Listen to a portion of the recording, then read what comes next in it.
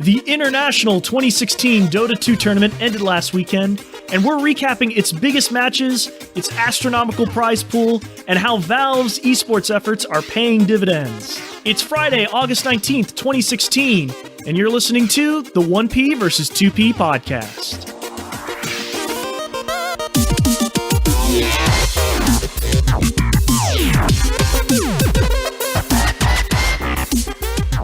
I'm Taylor Ray, and Ryan is still on vacation, so instead, I'm joined by our special guest, listener, also Dota 2 fan extraordinaire, Matt Ward. How's it going, Matt? Pretty good. Thanks for having me on. I'm really happy to be here, and hopefully I can give some insight into why Dota 2 is a great esport. Yeah, well, let's get right into it then, because I really kind of wanted this episode to be all about what the International is, what kind of a tournament it's been, how popular it's been getting year after year. I mean, it just seems to be ballooning up. So I just wanted to really get like a sort of a true fan's view, someone who follows the game, plays the game, really pays attention to the community to give their take about what makes the International really so special. So let me first start off by asking Matt, how long have you been playing Dota 2 so far? Well, I gotta say that I don't really play Dota 2 so much anymore, and maybe that limits my credibility a bit from a player standpoint, but I'm just gonna go ahead and say as well that when I did play, I was pretty terrible. So pretty much like every MOBA player, really. Yeah, except for I was well below average, well below. Part of that was just growing up, I always kind of stuck to console gaming, so my mechanical skills as far as gaming on PC just really isn't there. Part of the reason why I don't play as much anymore is that my friends really are console gamers as well, so I like to play a lot with them, and we generally stick to console games. But when I was playing Dota, it was the one PC game that stuck with me, and I played so much Dota when I was into it, despite the fact that my friends still all played console games. It was, I would say that it's the best game potentially ever. Whoa. I know that's a big grandiose statement, but it just has so many beautiful things going for it. But what I really found was that I really enjoyed watching Dota as well and following Dota on Reddit and those things. So I tend to spend more of my time with Dota now through a viewer's perspective rather than as a player. Fair enough. And it seems like the International attracts a lot of people who don't necessarily play the game just like you, but really like following the community, because it seems like a really, really exciting game to watch as just an esports fan. Wouldn't you agree? I mean, I think it's really interesting to watch. I mean, I kind of really first got into watching esports when StarCraft 2 came out, and I spent a lot of time watching those replays when they were coming out on YouTube and really digging how that was going and watching it grow. But as StarCraft 2 went through its expansions, it kind of fell by the wayside. It was just so dominated by the Korean players, and it didn't have quite the player base in some other regions, that it kind of got overtaken by some of these MOBA games, as you said. So League of Legends has a huge player base, is enormously popular. Dota is the same way, and Dota, because it has a history, Dota 2 specifically has a history of being a previous game of Dota 1, which came out of Warcraft 3. So it has this player base already inherent throughout the world. It's very, very popular in China, very popular in Europe, and actually, surprisingly, seems to be less popular in the Americas as it is throughout other parts of the world. Which makes it especially interesting that over the past several years, Valve is hosting the International, where teams from all over the world, you've got South Korean players, Chinese players, Americans, and we'll get into all the teams that were involved, especially this year, but they're all flocking here to Seattle, hosted here in the US, despite its largest fan bases seeming to be international, so to speak. Yeah, I mean, I can't really speak to why it's so popular necessarily in some of these other countries. As far as being popular in China, I mean, I think part of the reason is that the game is free. that's a great thing about this game, is that anyone has access to it. Like, if you've never played Dota before, you don't have to sweat like, oh, well, I got to go spend $30 or $60 or whatever amount of money to pick up this game just to try it. No, the game's free. Like, you have no reason to not play it. You don't need a high-end computer. I played it on my laptop. It's very accessible. And I think part of the reason why it's accessible in some other countries is, as the internet is becoming more widely available, people can go to internet cafes and can, buy an hour or two of time and can sit down and play this game, play one or two games and move on. Or as they're getting internet access in their homes, they can pick up these free games. They don't need really high-end computers to play it. And it has this great social element to it and this great strategic element.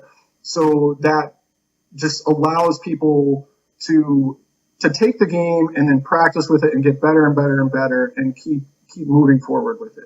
What is it about watching these games that makes it so fun and popular for people to watch, even if you have never played them at all, if you've never played Dota 2 at all? What makes it so exciting to watch? For me, I think a big part of it is the characters and community around Dota 2. I think that the casters in particular do a really good job of hyping the matches.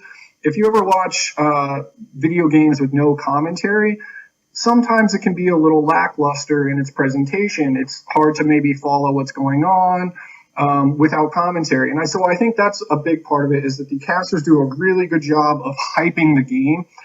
But then on top of that, it's just really amazing to watch the game that has such a huge skill cap. So like I said previously, I'm not a particularly good player. And so part of the reason why I enjoy watching Dota more than playing it is I can just never replicate some of these, the high skill cap maneuvers that are needed to play the game at this very beautiful level. So, I mean, anyone can go outside and shoot a three-pointer and is going to make some percentage of them. If I try and do some of these high-risk or high-reward plays in Dota, I'm never going to pull them off. I'm just not mechanically capable of doing these combos without spending an inordinate amount of time practicing. And that's okay. I'm okay with that. But it's really fun to watch other players do this, and these people who have spent so much of their life becoming great at this game. Well, let's get into kind of what the actual international event was actually like. Can you talk a little bit about what the tournament format was like, highlight some of like the major teams and how they qualified to play there? All right, so the international is the biggest Dota tournament of the year, by far the biggest prize pool, and the one that all the players want to win. I mean, this is like the World Cup of Dota, crossed with the Olympics, crossed with the World Series. This is everything in Dota. And so the way that it works is that Valve will invite a certain number of teams. I believe this year they invited 6 teams. So these teams are automatically entered into the main event. And then each region has what are called open qualifiers and main qualifiers. And so some teams are automatically invited to what's called the main qualifiers, and teams play through the main qualifiers, and the top 2 teams from the main qualifiers get an entry into the TI6 main event. And then the open qualifiers are for people who are not necessarily on a professional team. And what happens in the open qualifiers is anyone, as long as they get their entry in on time or within the certain number of slots available, can enter into the open qualifiers and try to go through the open qualifiers to get a spot into the main qualifiers, which then they would have to play through to get into TI. That's how one gets a team into TI. But then once you're at TI, there's basically a wild card round, which is for the top team from each region that didn't make it through in the main qualifiers. And then 2 of those teams will be entered into the main event. And then in the main event, there's basically 2 groups.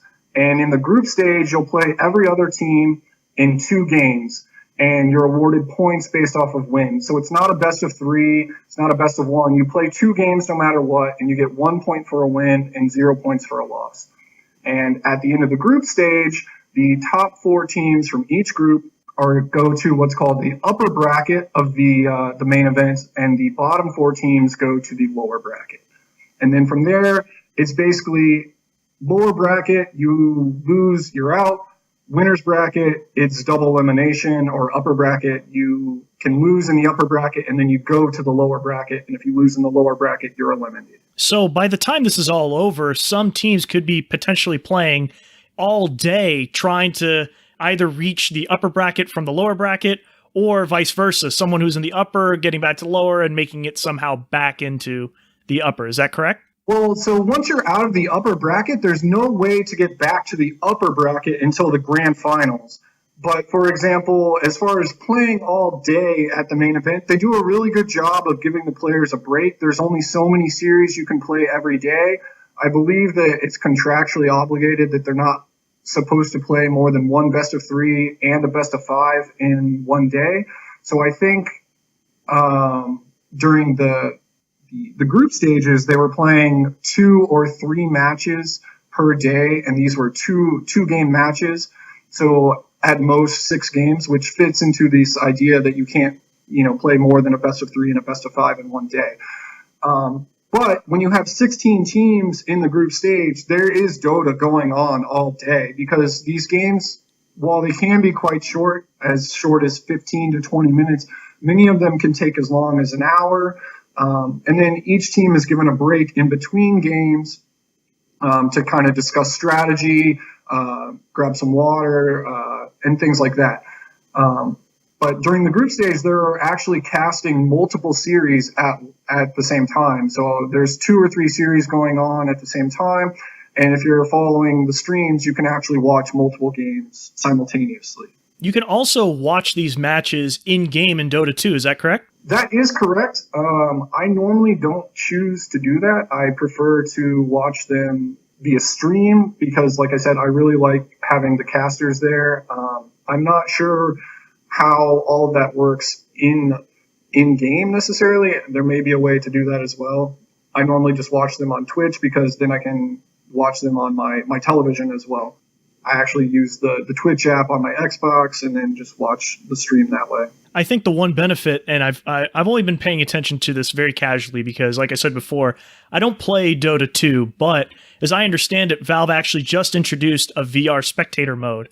So if you're in-game and you own a VR headset, like an Oculus Rift, for example, you can actually jump around and watch the overall map in-game through your VR headset, which I think is kind of a neat, cool feature that they've added. So that's probably one advantage to watching these matches in game versus watching them through Twitch with the casting commentary. Yeah, so I've heard about this technology and I've seen a couple people post about it on Reddit. I personally don't have an Oculus Rift, so I'm not able to do that.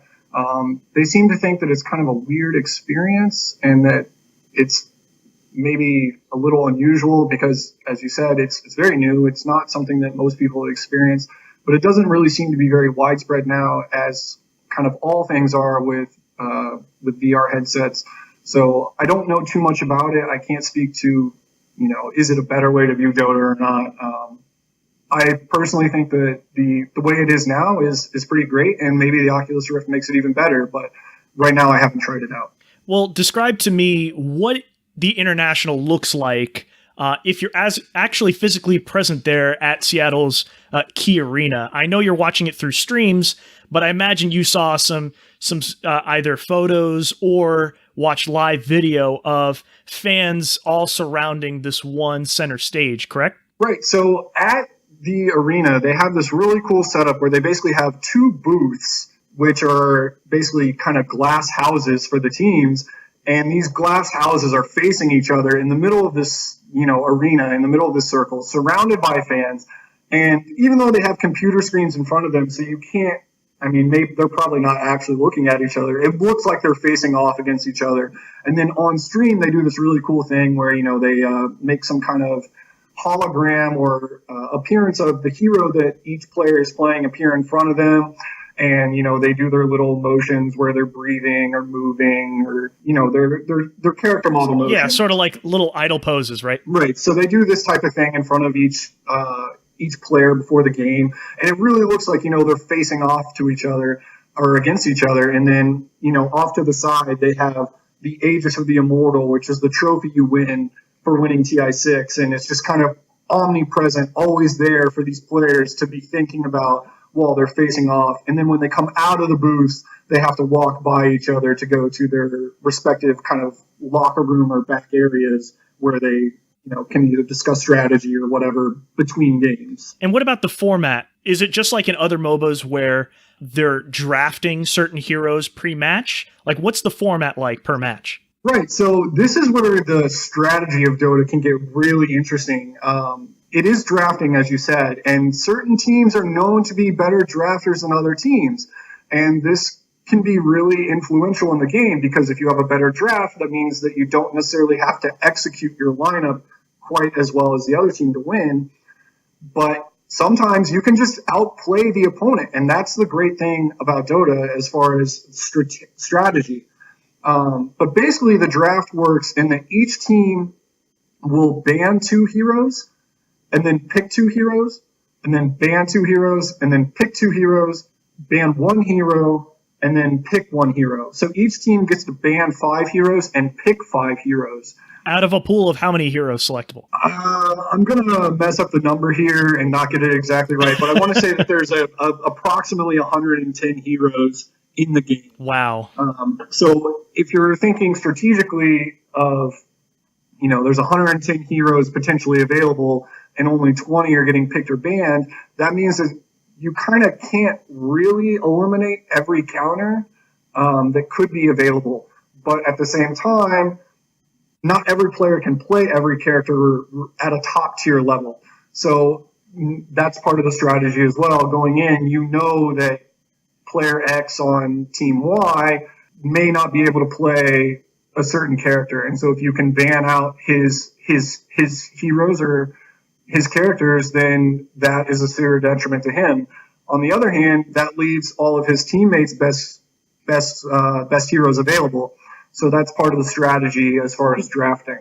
It seems to me like you're talking about the format here, and to anyone who has never played a MOBA before, this is like speaking another language to them. For me, even though I haven't played Dota, I have played something similar, Heroes of the Storm, which I am a very huge fan of. But from what I understand, fans of League of Legends and the Dota 2 community, they kind of look down at Heroes of the Storm and say, oh man, this is really kind of like a dumbed down version of what we're experiencing. It's not at the same level of, eSports, for example. Like, the coverage isn't there. The community hasn't been built up around there. There aren't as many heroes to select from.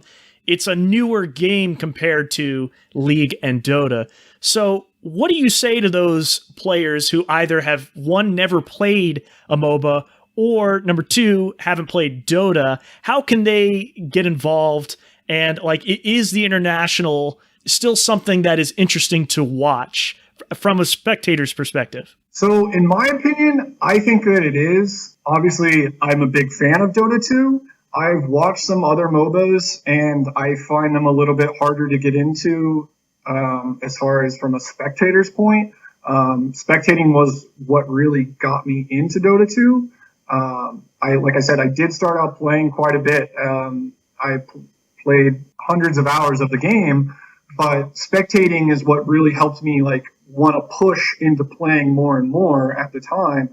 I will say that Dota is quite complex, and I think that that's part of what you're hinting at as far as Dota or League players looking down on other MOBAs, maybe like Smite or Heroes of the Storm.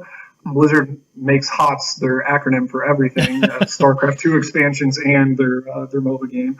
But yeah, true. I mean, I think part of it is just that Dota has a lot more complexity than Heroes of the Storm. We played Heroes of the Storm together, and I probably have remarked about this to you. That doesn't make Heroes of the Storm necessarily a worse game. It just makes the number of options potentially on the lower side. However, getting into Dota can be quite daunting, but once you start learning these things, what the items are, what the characters are, who the teams are, then you kind of pick it up quickly. And you don't need to know everything. You don't need to know every single rule. You don't need to know every single item to enjoy watching the game because, as I said, if you're watching with commentary, they're going to tell you what these things are. They're going to explain it, and they're not going to explain everything saying, oh, this item does exactly this, but there's lots of good resources. There's basically a Wikipedia for Dota. You can look on Wikipedia. I know they do other games, but if you go to the Dota 2 Wikipedia, you can look up any item or hero and read exactly what they're all about. And most of them you can do in 15 seconds at most. It sounds like you're saying Wikipedia. What is it? Liquipedia? Is that right? Liquipedia. So got it. There's a big esports organization which is run from Team Liquid. They were heavily involved in StarCraft and I think some other esports as well. They have a Dota team now. And so if you look at Liquipedia, the Dota 2 page, I think they also have a CSGO page. You can look up basically any item, any hero. They have information about the teams. They have teams' past rosters. Most of the top tier players have basically biographies on there, so you can go look up Eternal Envy's page and you can read all about his history, what teams he's been on, and what tournaments he's won and played in, and so on and so forth. And I've also heard that there's something called a compendium. Can you explain what that is as an additional sort of resource? So a compendium is basically an in-game kind of, not necessarily item, but it's something that Valve uses to kind of help fund the international, and most of the money from Compendium Sales goes to the prize pool of the international. And basically what it is that in-game, you can buy this compendium, and they basically give you quests or different targets of things to do in-game. And as you complete these quests, you get more and more points, and then you can level up your compendium level. And then when you reach certain levels, you basically get in-game cosmetic items or prizes or things like that that affect how the game looks. Dota being a free game, there are no items that you buy that change your abilities in the game. There's nothing like, oh, if I buy this sword, my guy's going to hit harder and do more damage. You can buy that sword, but all it does is make your sword look cooler. It doesn't actually affect the gameplay in any way. How is the compendium integrated with the international? Like, obviously, you pay for it and you're contributing to the overall prize pool, split amongst the winners of the tournament. But are there quests that involve you actually watching the international in-game? So there are some things like that. They have these things where you can make predictions, which is kind of a really cool way to do it, and kind of basically introducing fantasy sports to an esport to some extent. So they have, while you're watching the international, you can make predictions on who's going to kill the first tower, or who's going to have the most damage by the 25-minute mark, who's going to have the most gold by such and such time, what team will get first blood, which is just the first kill, these types of things. So they're kind of like prop bets. Kind of, and basically from that you can get more compendium levels, which gives you more cosmetic items potentially. And they have these predictions. You can predict basically before TI who you thought was going to win, what player you thought was going to have the highest kill average, what player you thought was going to have the highest gold per minute average.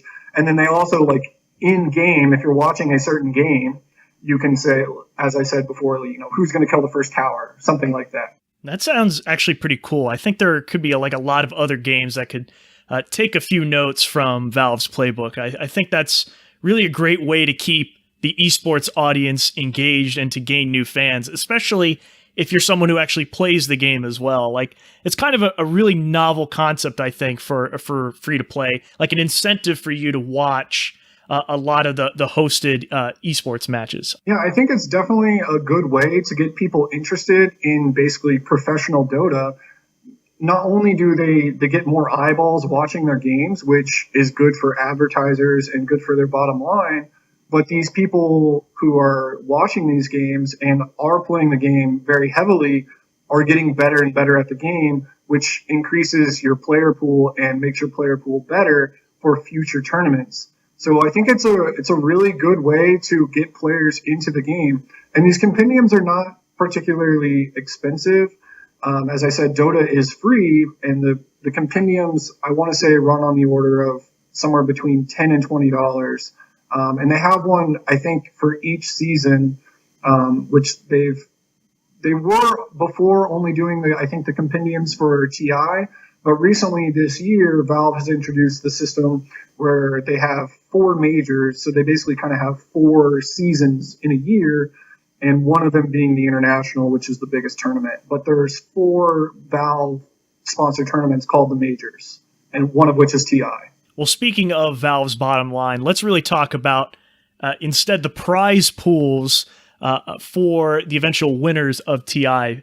And I want to look back historically because these prize pools have just been astronomical. For an outsider who really doesn't follow esports closely, like, it is mind-boggling to me how much money is available, can be won by several teams.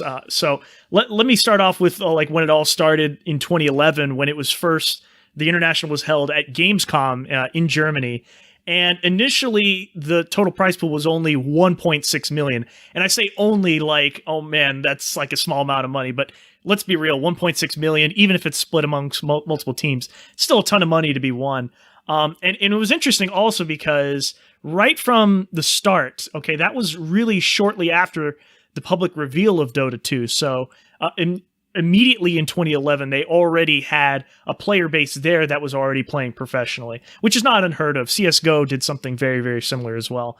But then also starting in 2012, when I was doing a little bit of research, and when TI moved to Seattle, and it's been hosted there ever since then. It was actually held at PAX Prime, and then it was same prize pool, was only $1.6 million. And then from there, 2013 on is where it started to really, really rev up. 2013 it was at 2.9 million, and then when they moved to Key Arena, which I want to say, don't quote me on this, I want to say this is where the Supersonics used to play.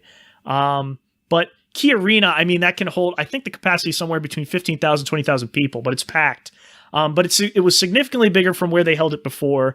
And as of 2014, that prize pool was like $10.9 million. So a huge jump from the year before. And then you started to get more sponsors involved, ESPN3 coverage. There was even like an exclusive pre-show previewing the final match, the grand final on ESPN2.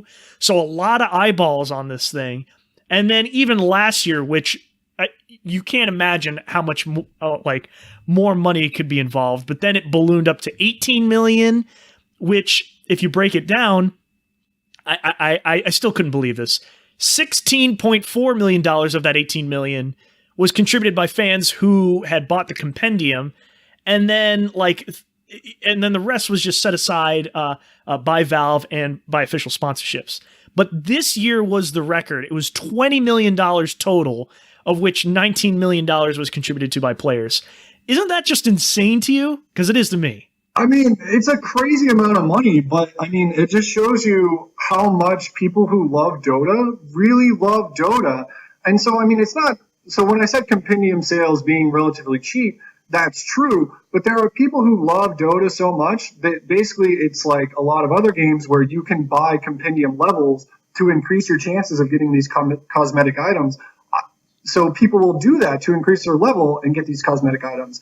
And I've seen people on Reddit say that ultimately they've spent thousands of dollars on this game and have zero regrets about it because they love Dota this much, and it's the only game they play. And earlier this summer, I loved this story. It was basically some evidence of people that play Dota only play Dota, and they love Dota because it's such a great game. Was during the Overwatch release week, I think Steam released the numbers saying, this is how many players Overwatch had, and accordingly, this is how many players what other games saw a drop in player base, and Dota basically saw no drop because Dota players play Dota. Like, that's just what they do. It attracts the most hardcore fans who only want to focus on this game rather than playing something else. There's a lot of crossover, I think, even if you go back to like WoW players, fans of World of Warcraft seem to, even to this day, still pretty much only play that game exclusively and very few others throughout the year. And I mean, that's true. But I think part of the reason why that is because it's so good. Like Dota No It bias here, has, right? no, I mean, clearly I'm biased, but like it has one of those things where like if you can get into it and you can understand and see the beauty in it, then many other games, if not all other games, sort of pale in comparison. And as you were talking about the prize pools and how Valve really supported this game right out of the gates, I think they were very intelligent about this, and they did a really good job of knowing that, from Dota 1, which was a mod of Warcraft 3, that they had this very strong player base, and that this game, if they marketed it correctly, could be an amazing esport, that people are going to want to watch this game being played.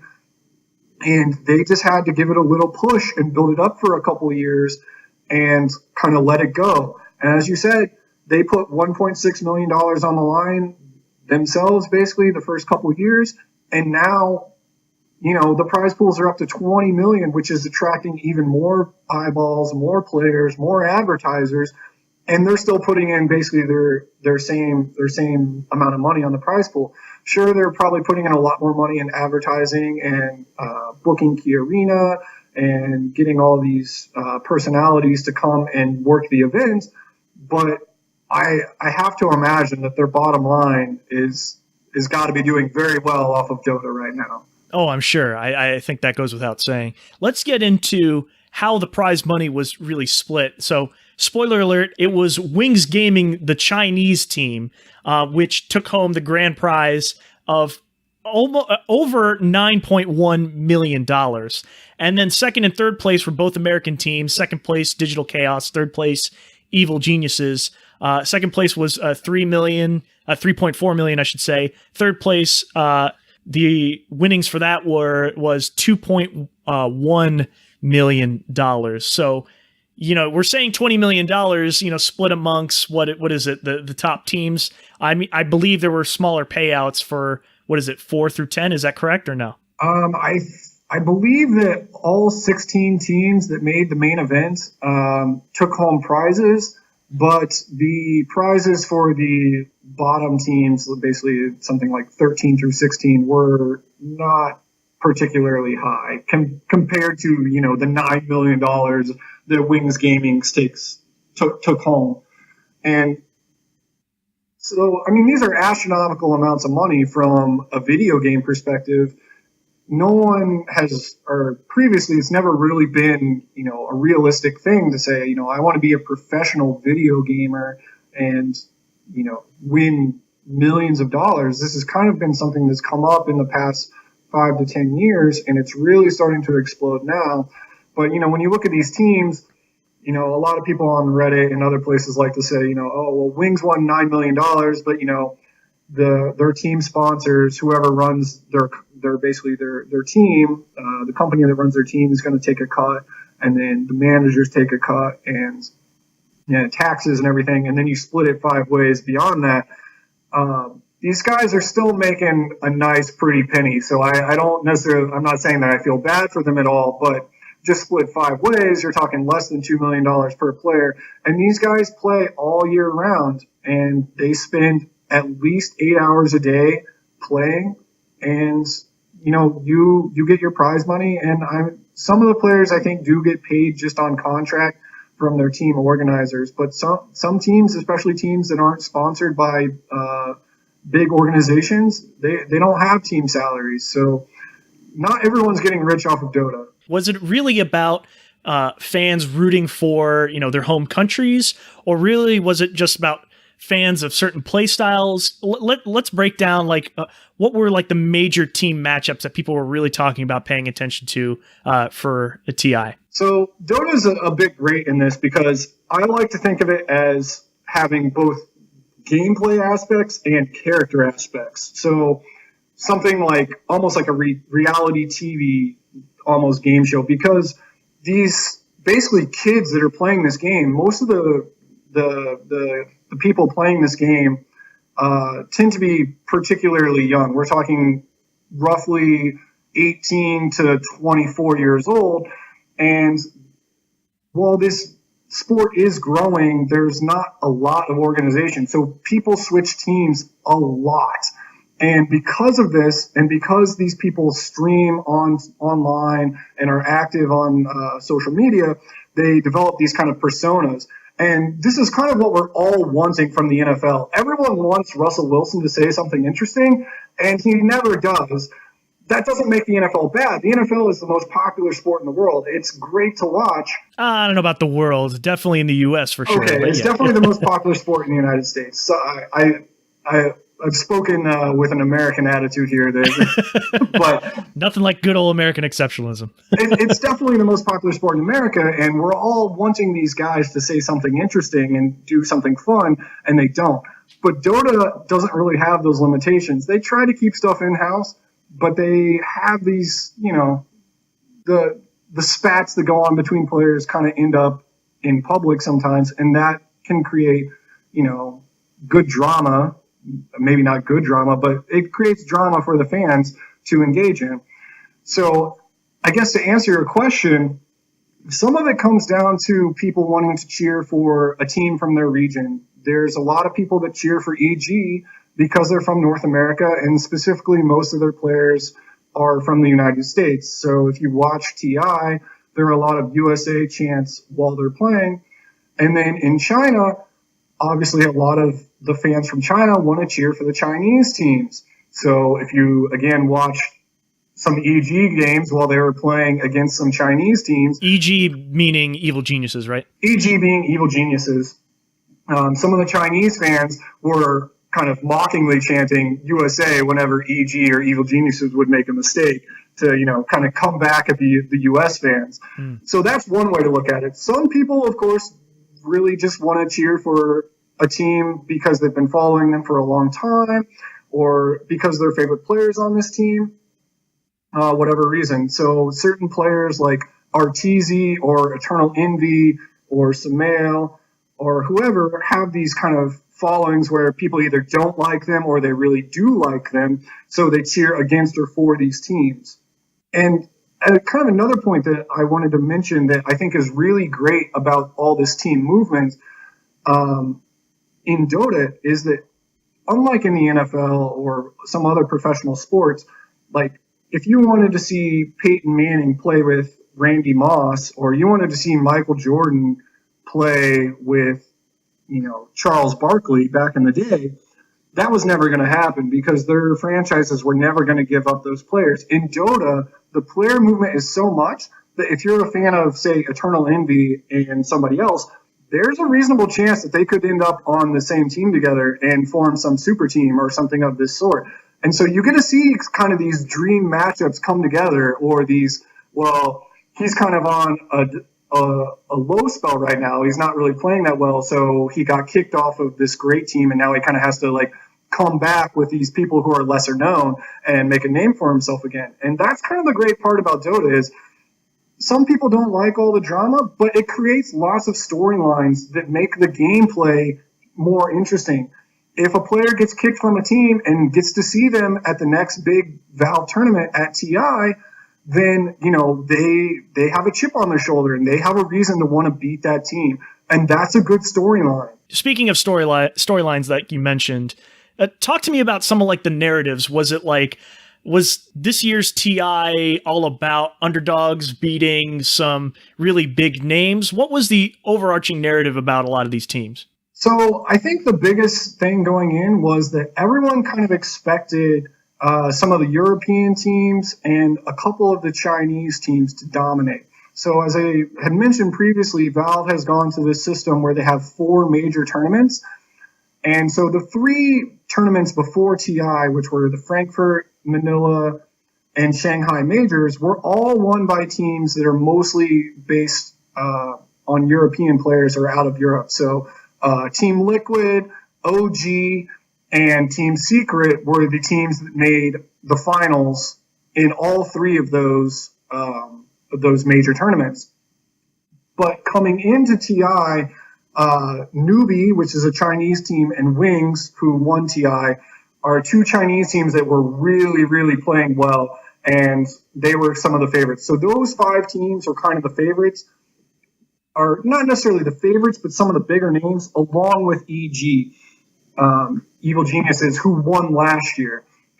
Um, there was a little bit of drama going on with Team Secret and EG, and I think this is kind of an important storyline to talk about because basically, because Valve has done these seasons, they like this kind of, I don't know if they like this player movement that I was talking about, which makes it exciting, but previously there was kind of too much player movement. People were switching teams too often, which is not necessarily great for sponsors because, they don't want to put money into the game or into an organization and have that organization change players all the time because then they don't get, basically their money's worth out of their sponsorship.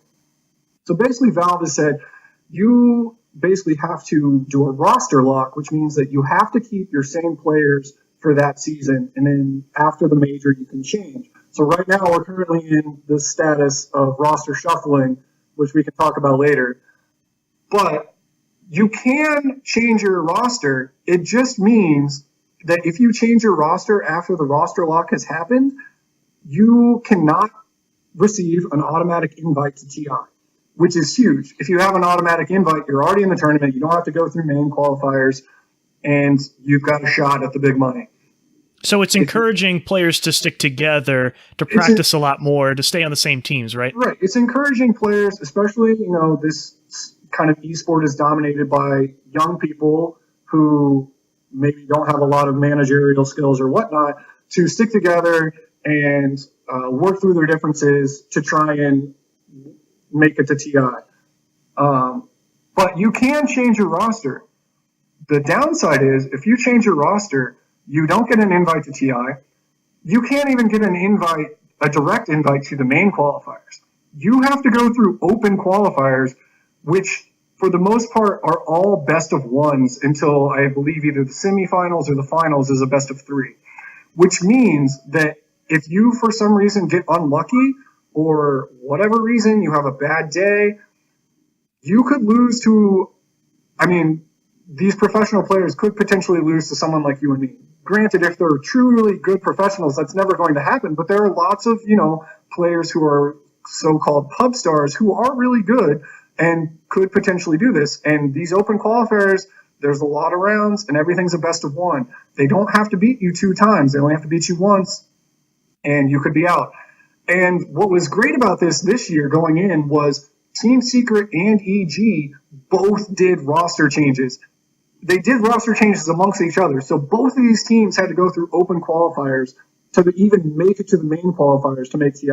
And these two teams were probably 2 of the top 6 to 8 teams expected to be 2 of the top 6 to 8 teams going into the tournament.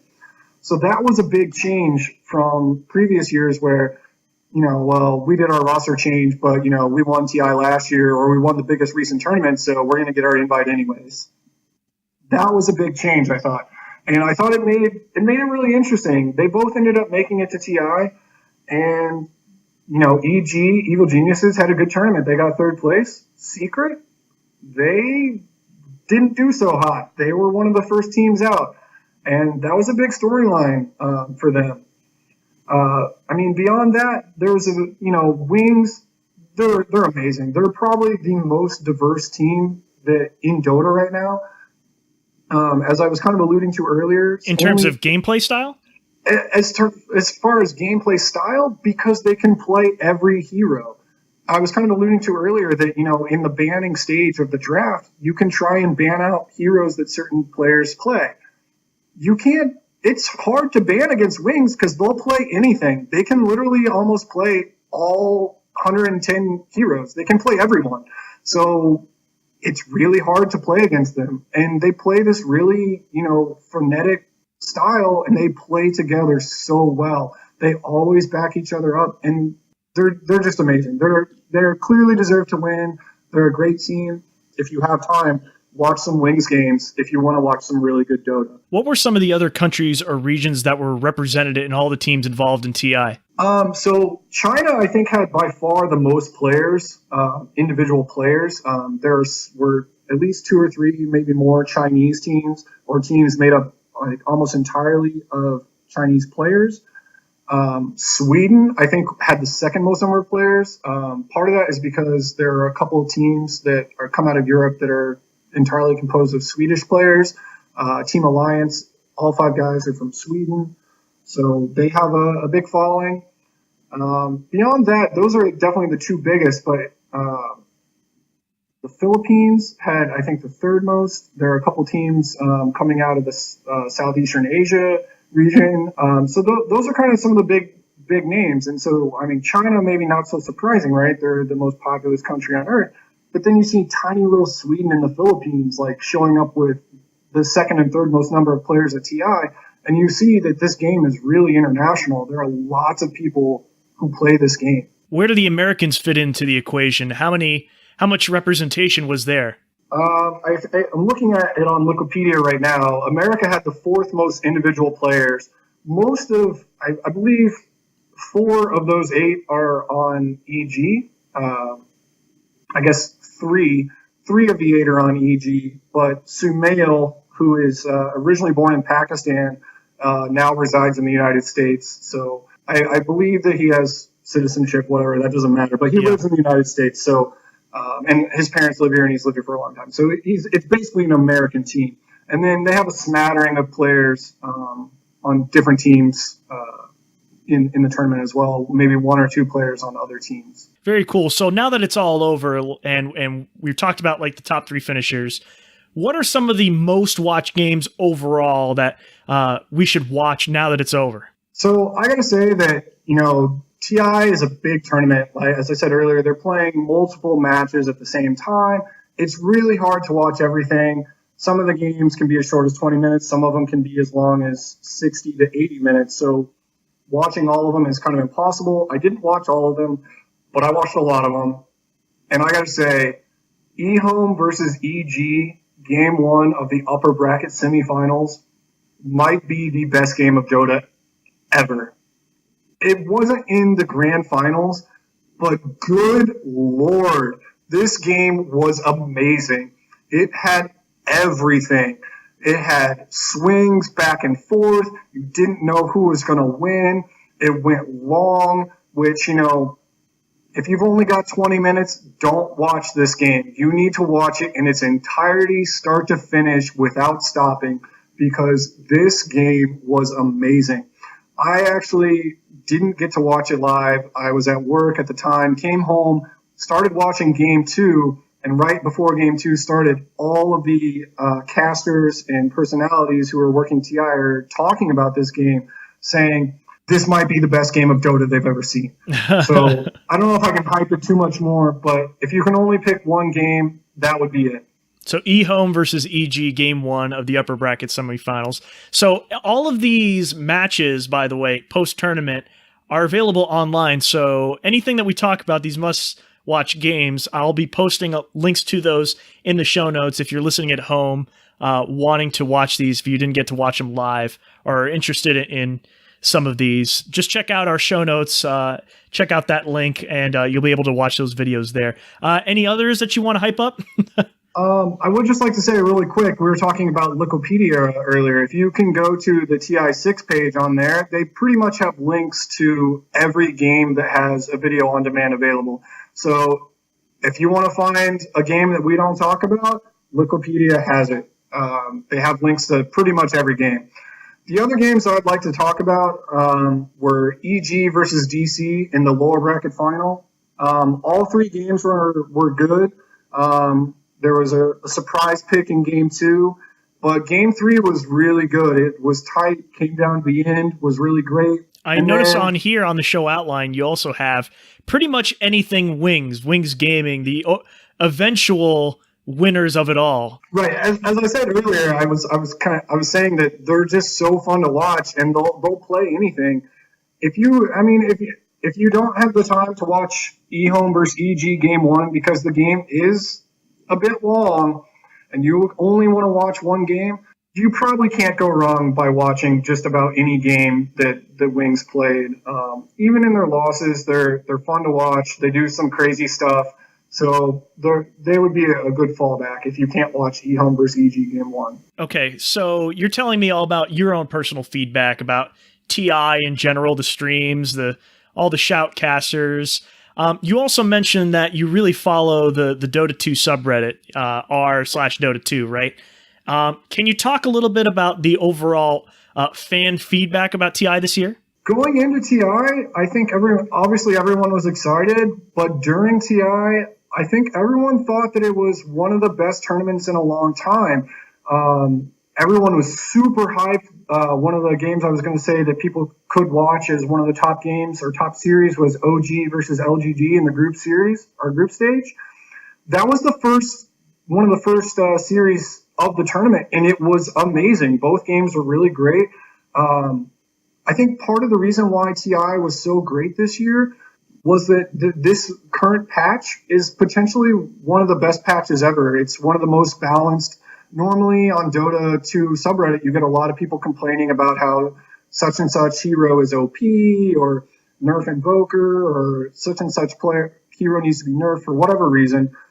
I don't see that much on the subreddit right now. People really like this patch. During the tournament, I want to say out of 110 heroes, every hero except for maybe 5 was picked or banned at some stage.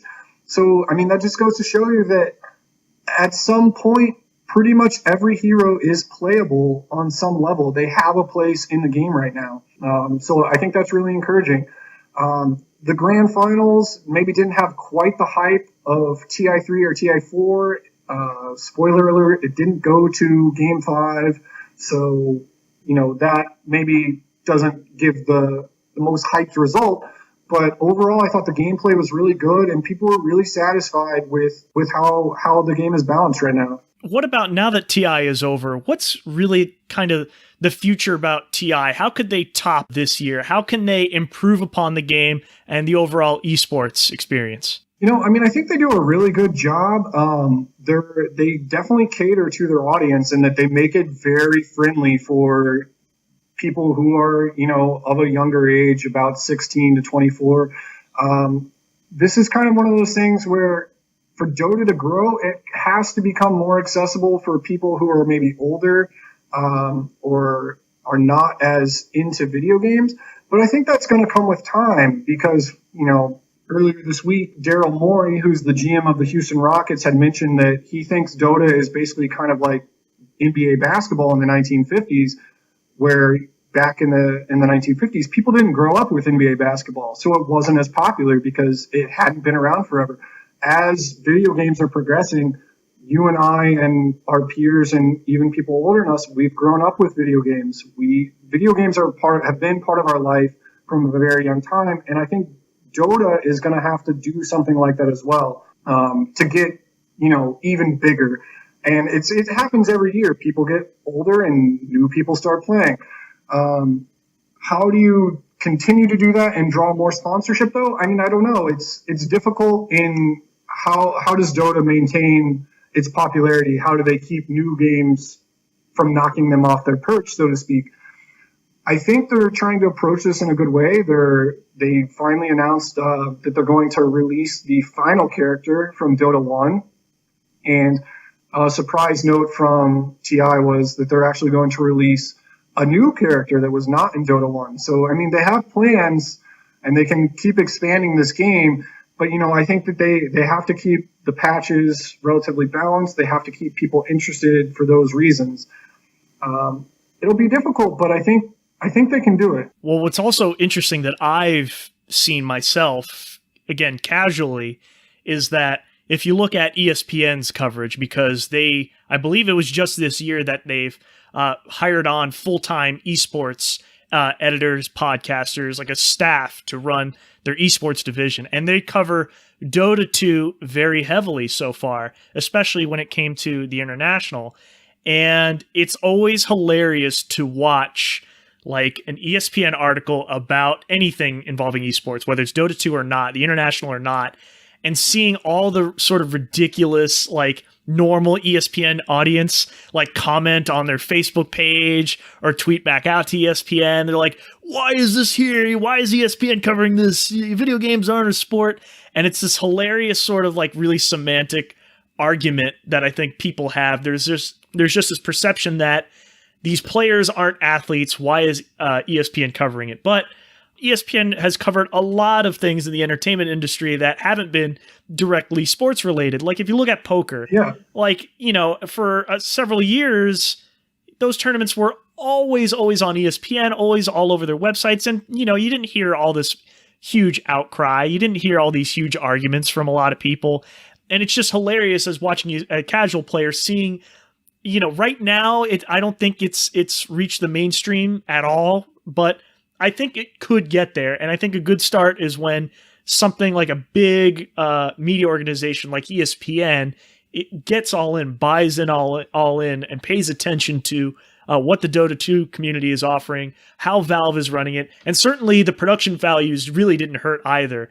The fact that you have a huge arena around a center stage, how well these streams are being supported by shoutcasters, even beyond the international, a lot of these major tournaments around the world, how well they're being covered, how well they're being streamed out, how accessible they are, I think is a very positive thing for esports in general. Yeah, I mean, I think that, the fact that esports in general is being covered by ESPN is a positive sign for how big esports has become and could become.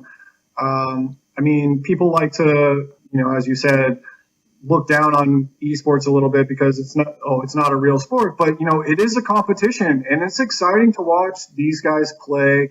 And maybe they're not running 5 miles, or they're not running up and down a court and doing something necessarily that's as physically demanding as are what we traditionally think of sports.